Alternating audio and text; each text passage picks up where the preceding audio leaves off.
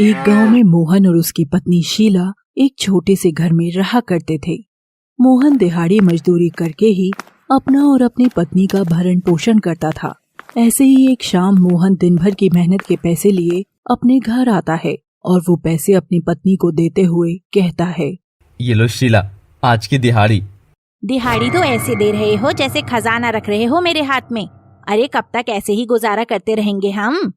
शीला, मैं भी दिन भर मेहनत करता हूँ ना, अब कहाँ से खूब सारे पैसे ला कर दूँ तुमको? अरे बस बस, अब ये बेबसी वाले आंसू मत गिराओ मेरे सामने। चुपचाप हाथ धोकर आओ और ये नमक रोटी प्याज खा लो। नमक रोटी? सब्जियाँ दाल नहीं बनाई तुमने? जितना कमाते हो उस हिसाब से नमक रोटी बहुत है तुम्हारे लिए। बेचारा मोहन चुपचाप हाथ मुंह धोकर वही नमक रोटी खाने लगता है। ऐसे ही अगले दिन मोहन फिर से काम पर चला जाता है। इसी बीच शीला की एक पड़ोसन सविता उसके घर आती है। सविता के गले में सोने का हार था।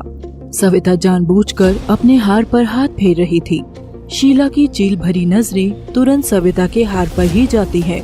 शीला सविता से कहती है, क्या बात है सविता बहन, बहुत खुश हो? लगता है भाई साहब ने तुमको ये हार उपहार में दिया है। हाँ शीला बहन, कल ही मेरे पति ने मुझे सोने का ये हार गिफ्ट में दिया है। अब तो तुम्हें पता ही है, मेरे पति की आदत है, उनको तो बहाना चाहिए मुझे आए दिन गिफ्ट देने का। अरे ये तो बहुत अच्छी बात है, ये आपके पति आपके लिए इतना सोचते हैं। वैसे हर किसी की किस्मत आपकी तरह नहीं होती। मेरे गले में तो नकली हार भी नहीं है, फिर असली हार की उम्मीद क्या ही करूँ मैं। ये बात तो तुमने बिल्कुल सही कही। जब पति अपनी पत्नी से सच्चा प्यार करता है ना, तो वो अपनी पत्नी के लिए कुछ भी कर सकता है, चाहे वो गरीब हो या अमीर, उससे फर्क नहीं पड़ता। हाँ, आपकी बात बिल्कुल ठीक है, प्यार इंसान से कुछ भी करवा देता है। सविता का हार देखकर शीला के मन में भी हार की इच्छा जाग जाती है।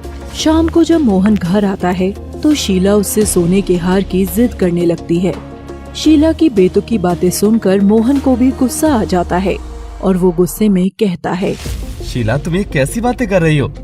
अरे हमें 2 वक्त का खाना नसीब हो जाए, यही बहुत है हमारे लिए। सोने का हार कहाँ से ला कर दूंगा मैं तुम्हें? मुझे नहीं पता, चाहे तुम चोरी करो या डाका डालो, लेकिन मुझे कहीं से भी सोने का हार ला कर दो। जब तक तुम मुझे सोने का हार नहीं ला कर दोगे तब तक मैं खाना नहीं खाऊंगी। शीला, ये कैसी बच्चों वाली जिद है? चोरी करना गलत बात है, और जिस दिन मेरे पास खूब सारे पैसे होंगे उस दिन मैं सबसे पहले तुम्हारे शौक पूरे करूंगा। फिलहाल के लिए मेरा साथ दो ताकि मैं कुछ कर पाऊँ। वो दिन कभी नहीं आने वाला जिस दिन तुम कुछ कर पाओ। मुझे नहीं पता, जब तक तुम मुझे सोने का हार लाकर नहीं दोगे तब तक मैं खाना नहीं खाऊंगी, फिर चाहे भूखे ही मेरी मौत क्यों ना हो जाए। शीला बहुत ही लालची और स्वार्थी किस्म की औरत थी। शीला के स्वार्थ और लालच में बेचारा मोहन लाचार हो जाता है। उसे कुछ भी समझ नहीं आ रहा था कि वो क्या करे। ऐसे ही 2 दिन बीत जाते हैं। जब तक मोहन घर पर होता है तब तक शीला खाना पीना सब छोड़कर बैठी रहती है।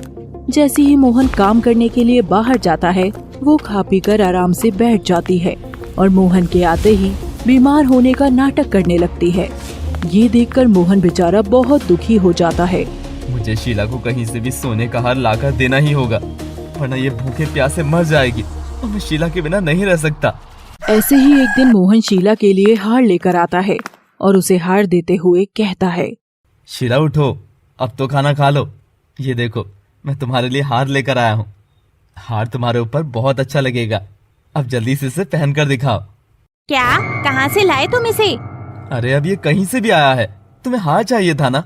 लो, मैंने तुम्हारी इच्छा पूरी कर दी, अब तो खुश हो जाओ। अरे वाह, ये हार तो सच में बहुत ही सुंदर है। तुमने मेरी इच्छा पूरी करके मुझे बहुत खुश किया है। अब जब तुम मेरे लिए हार ला सकते हो तो इसका मतलब है तुम मेरे लिए कुछ भी कर सकते हो। अब मुझे कंगन चाहिए, क्या तुम मेरे लिए सोने के कंगन ला पाओगे? हाँ शीला, क्यों नहीं, तुम मुझे थोड़ा समय और दो, मैं तुम्हारे लिए कंगन भी ले आऊंगा। धीरे धीरे शीला की मांगे बढ़ती जाती हैं। वो कभी मोहन से सोने के कंगन, तो कभी झुमके, तो कभी मंगलसूत्र, ऐसे करके न जाने क्या क्या मंगवाया करती थी और मोहन भी शीला की हर इच्छा को पूरी किया करता था। ऐसे ही एक दिन मोहन फिर से काम पर चला जाता है। शीला घर पर अकेले थी। शीला अपने सारे गहनों को बेड पर रखकर उन्हें निहार रही थी। धीरे धीरे करके मेरे पास बहुत सारे जेवर हो चुके हैं। अब इस फटीचर मोहन के पास क्या रखा है? मैं जो चाहती थी वो तो पूरा हो गया। अब यहाँ से जाने का वक्त आ गया है। वैसे भी इस गरीब के पास कुछ नहीं है। मैं ये सारे गहने अपने साथ ले जाऊंगी और किसी अमीर आदमी से शादी करके सेट हो जाऊंगी। शीला मोहन के लिए एक चिट्ठी लिखती है और चिट्ठी बिस्तर पर छोड़कर सारे जेवर लेकर मोहन को हमेशा हमेशा के लिए छोड़कर शीला कहीं चली जाती है। ऐसे ही शाम को जब मोहन घर आता है तो वो पूरे घर में शीला को ढूंढ रहा था, लेकिन शीला उसे कहीं नहीं मिलती। जैसे ही मोहन कमरे में आता है वो बेड पर रखी हुई चिट्ठी देखता है जिसमें लिखा था, देखो मोहन, तुम्हारे साथ गुजारा करना मेरे लिए अब बिल्कुल भी संभव नहीं है। तुम जैसे दिहाड़ी मजदूर आदमी के साथ रहने से अच्छा है कि मैं दूसरी शादी कर लूं। मैं अपने जीवन में आगे बढ़ना चाहती हूँ और शायद इसलिए मैंने तुमसे वो सोने के गहने मांगे। इन गहनों की बदौलत मैं अपनी जिंदगी की एक नई शुरुआत करूँगी। उम्मीद है तुम भी अपने जीवन में अच्छे से आगे बढ़ोगे। और हाँ, मुझे ढूंढने की कोशिश मत करना, मैं जहाँ भी हूँ बहुत खुश हूँ। चिट्ठी पढ़कर मोहन की आंखों में आंसू आ जाते हैं। तभी मोहन रोते हुए कहता है, चलो अच्छा है, इसी बहाने मुझे शीला की हकीकत तो पता चली कि शीला कितनी लालची और स्वार्थी औरत है। लेकिन अफसोस तो इस बात का है कि मैंने शीला को जितने भी जेवर दिए हैं वो सारे जेवर नकली हैं। मैं तो सिर्फ और सिर्फ शीला को खुश रखना चाहता था और उसको खुश रखने के चक्कर में मैंने उसे नकली जेवर दे दिए। तो वहीं दूसरी तरफ शीला मोहन को छोड़कर काफी दूर आ चुकी थी और वो सारे जेवर लेकर एक सुनार की दुकान पर जाती है। सुनार जेवर को चेक करने के बाद शीला से कहता है, मैडम, लगता है कि आपके पास बहुत सारा खाली समय है, इसीलिए तो आप हमारा समय बर्बाद करने के लिए यहाँ आई हो। सारे के सारे जेवर नकली हैं। या तो आप हमें बेवकूफ समझती हो या फिर आप बेवकूफ हो। जेवर नकली है ये सुनकर शीला के पैरों तले जमीन ही खिसक जाती है। उसे कुछ भी समझ नहीं आ रहा था कि वो क्या करे। मजबूरी में शीला को मोहन के पास वापस आना पड़ता है और शीला मोहन से माफी मांगती है, लेकिन मोहन शीला को माफ नहीं करता और हमेशा हमेशा के लिए शीला को घर से भगा देता है।